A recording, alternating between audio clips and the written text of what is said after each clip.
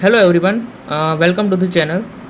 सो आज की इस वीडियो में हम क्वेश्चन सॉल्व करने वाले हैं गेट 2023 का 16th क्वेश्चन, जो कि 2 मार्क्स का है और न्यूमेरिकल आंसर टाइप है।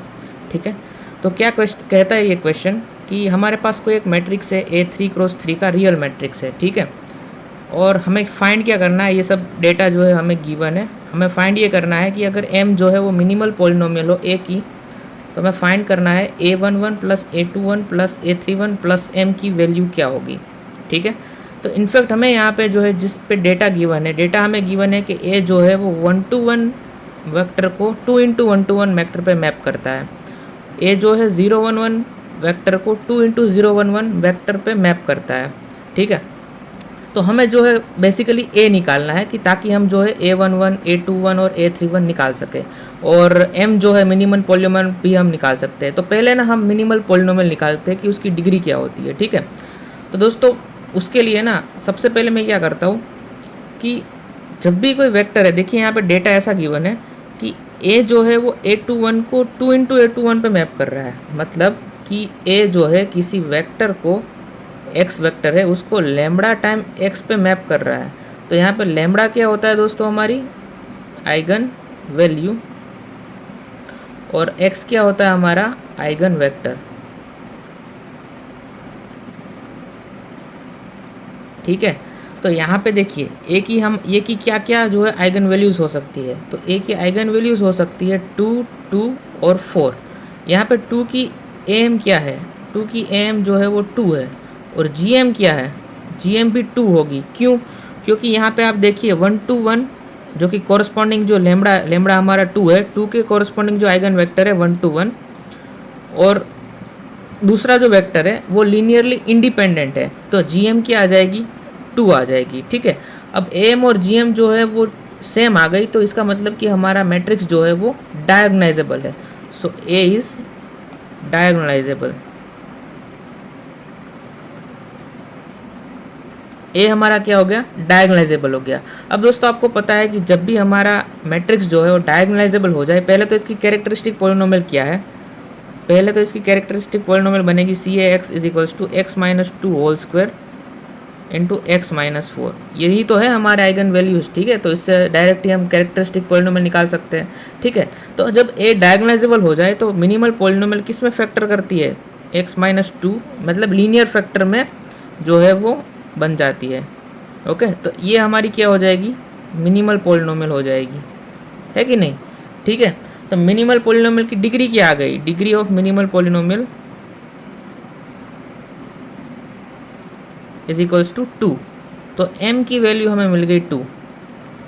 ठीक है, यहाँ पे मैंने आपको फिर से मैं रिपीट कर देता हूँ कि इसकी जो कैरेक्टरिस्टिक पॉलिनोमियल है ये आएगी, क्योंकि इसके आइगन वैल्यू से 2, 2 एंड 4। ठीक है, और जब मैट्रिक्स जब डायगोनाइजेबल होता है, तो मैट्रिक्स जब डायगोनाइजेबल होता है तब उसकी मिनिमल पॉलिनोमियल जो है वो लीनियर फैक्टर में रहती है। तो जब लीनियर फैक्टर रहेंगे उसकी मिनिमल पॉलिनोमियल में, तो इसकी डिग्री जो होगी वो हो जाएगी 2।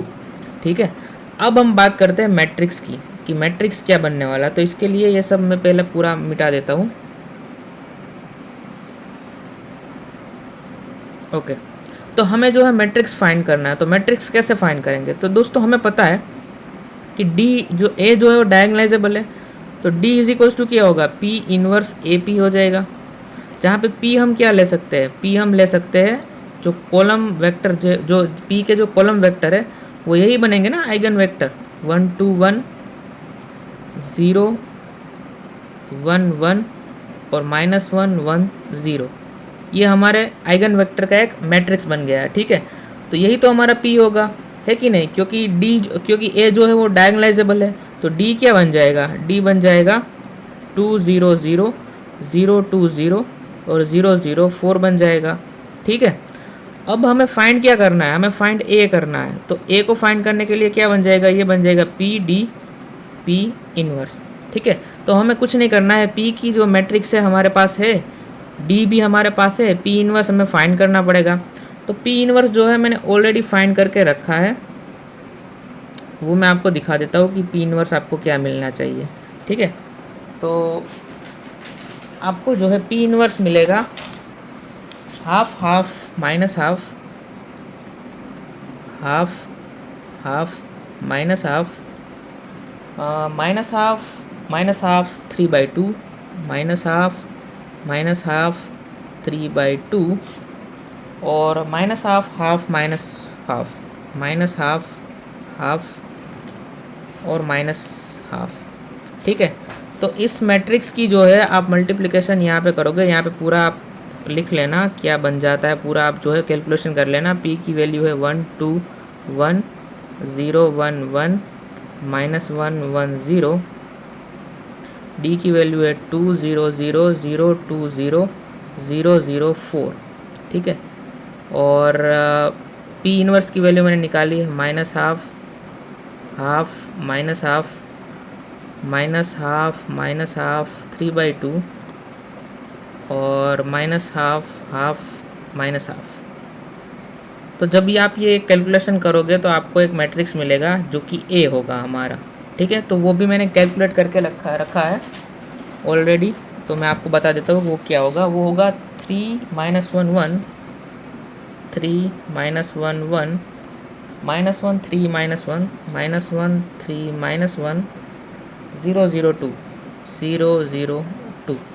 तो यहाँ पे A11 क्या है हमारा, A11 is equals to 3, A21 is equals to -1 और A31 इज इक्वल्स टू 0। ठीक है, तो A11 plus A21 plus A31 plus M हमारा 2 है, A11 3 -1 प्लस 2, तो ये बन जाएगा 4, जो कि हमारा आंसर है। तो इसका आंसर क्या आएगा दोस्तों, 4। सो आई होप कि दोस्तों आपको ये जो वीडियो है इसमें जो मैंने क्वेश्चन कराया है वो आपको अच्छे से समझ में आ गया होगा। इस टाइप के क्वेश्चन को जो है बहुत लंबी मेथड से कुछ लोग सोल्व करते हैं, लेकिन अगर आपका कॉन्सेप्ट जो है वो सही हो आइगन वैल्यूज़ और आइगन वेक्टर के अकॉर्डिंग और डायगोनाइजेबिलिटी के अकॉर्डिंग, तो आपको जो ये क्वेश्चन आसानी से बन जाएगा।